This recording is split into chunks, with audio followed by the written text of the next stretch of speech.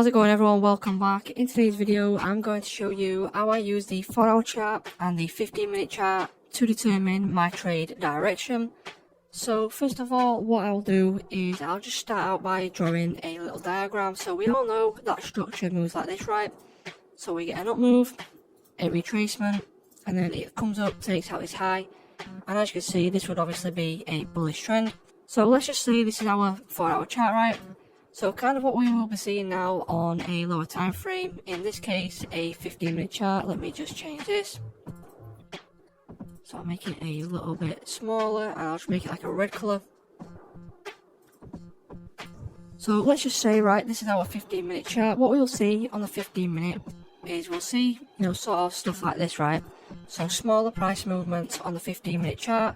Then we'll get a move to the downside, breaking this low, showing us that, price might want to pull back on this leg.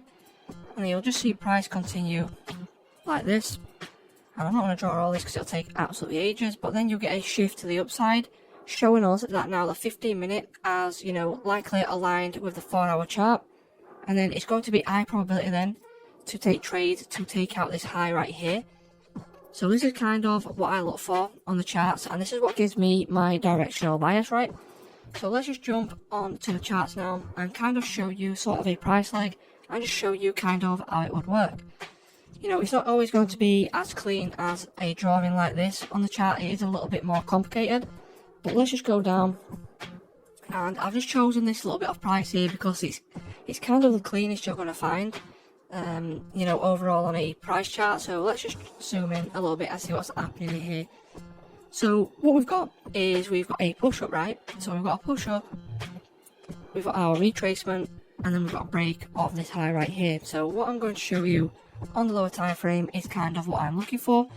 So what I look for on a lower time frame is if I'm going to trade back into this range, right, which would be counter trend to the overall 4-hour, trend.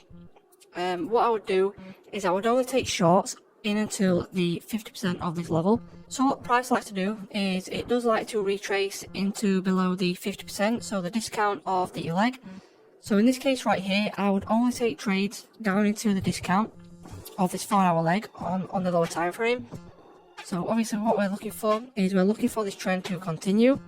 So if I drop down now onto the 15-minute chart, what we will see is we'll kind of see what's happening on the 15-minute. So as you can see, when we do get a point of realignment, so this is obviously the 4-hour leg right here, right?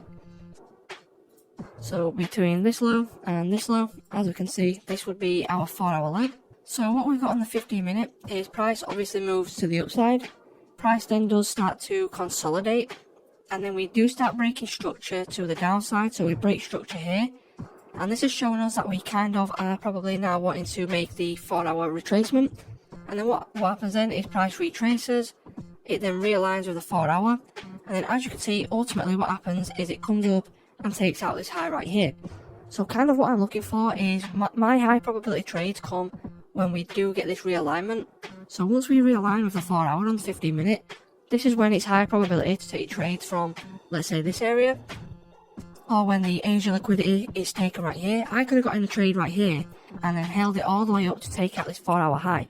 So that's kind of when my high probability trades come. So like I said before, what you could do is you could obviously start getting involved in trades, around this area, and then I would stop taking shorts once we hit the EQ of the range. Once we hit the EQ of the range, you don't want to be then selling further in the discount. You don't want to be selling in a discount.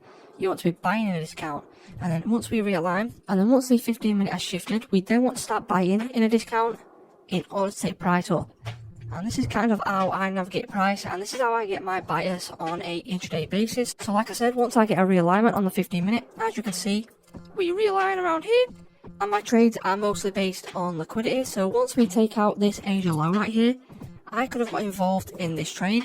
So I could then obviously take a trade on the 15-minute chart, I could take a trade on a lower time frame, but then obviously what I want to do is stop below the lows, and then I could have, targeted somewhere up here, which would be a 1 to 10 on the 15-minute chart, which would be absolutely amazing. But overall, this is how I get my intraday bias, guys. Obviously, once I see the 15-minute realign, once we've tapped into a discount of the range on the 4-hour, I can then obviously expect that price is then more likely to come up and take out this 4-hour high. Obviously, it's not always going to be super clean. It will have complex pullbacks, so you know, price might end up doing something like this. It might end up pulling back like this and then coming up and then coming further down. But you know, this is why we put our confluences together and we stack as many confluences as we can in order to take trades. Some people might obviously want to only target A1 to 3, A1 to 5, and then some people might actually want to just hold it all the way up here, obviously given the risk that we might come down and take them out before it actually reaches this point.